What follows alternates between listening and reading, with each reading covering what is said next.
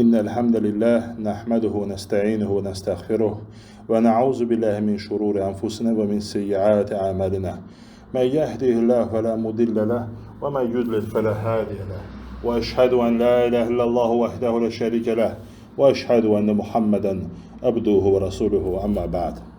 Esselamu Aleyküm ve Rahmetullahi ve Berekatuhu. Əziz izləyicilər, bugün faydanı gətiririk Şərh Usul fi Təfsir kitabından. Kitabın müəllifi Şeyx Hüseymin. Şeyx Hüseymin burada səhifə 193-də izah verir ki, Quran necə təfsir olmalıdır. Və bunun 5 dənə mərhələsini gətirir. Yəni, Quran Quranla, Quran hədislərlə, yəni ayələr hədislərlə. Üçüncü mərhələ sahabə sözlərinə, buna artıq əsər deyirlər. Sonra gəlir tabein sözləri və ərəb dili. Eləcə də yazır, yəni birincisi kəlamullah. Yəni ki, ayə ilə izah olunur. Misal üçün, məşhur alim Şinkiti xüsusi bir təfsir yazıb bu mövzuda. Təxminən 7 ciltli kitabda Ədvaül Bəyən.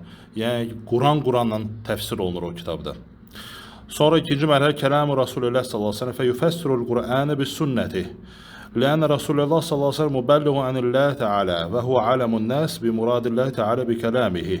Yəni, ikinci mərhələ Peyğəmbər sallallahu aleyhi ve sellemin sözləri ilə ki, Peyğəmbər sallallahu aleyhi ve sellem Quranı sünnə ilə izah edir. Çünki Peyğəmbər sallallahu aleyhi ve sellem Allahdan insanlara çatdırandır. Yəni məsələləri və s. və insanların içində ən biliklidir, ən elmlisidir Allahın muradı barəsində və onun kəlamları barəsində. Üçüncü mərhələ, dediyim kimi, kəlam-ı sahabəti, yəni əsərlər, sahabələrin sözü, radiyallahu anhum, Allah hamısına razı olsun. Və ləsiyyəmə, xüsusən də zəvul ilm minhum və iyanətu bit təfsir. Xüsusən də onların arasında o kəslər kim ki, xüsusi elm sahibidirlər və s.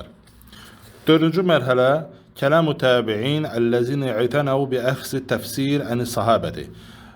Tabeinlərin sözləri, hansılar ki, xüsusi qayğı göstəriblər Quran təfsirinə və sahabələrdən bu elmi götürüblər, radiyallahu anhum, Allah sahabələrdən razı olsun. Lənnə təbi'inə xayrun nəs bə'də sahabəti. Çünki tabeinlər ən xeyirli insanlardır, sahabələrdən sonra. Və əsləmu minəl əhvai mimmən bə'dəhum. Və daha salamatdılar bu fikirlərdən, hava əhlindən və s. hansı ki onlardan sonra baş verib. Və sonuncu 5-ci mərhələ bu artıq dil məsələsidir. Yəni ki, ərəb dilinə qayıdır məsələ. Yəni, bəzən olur ki, Quran ayələri ərəb dili vasitəsində izah olunur. Mərhələ.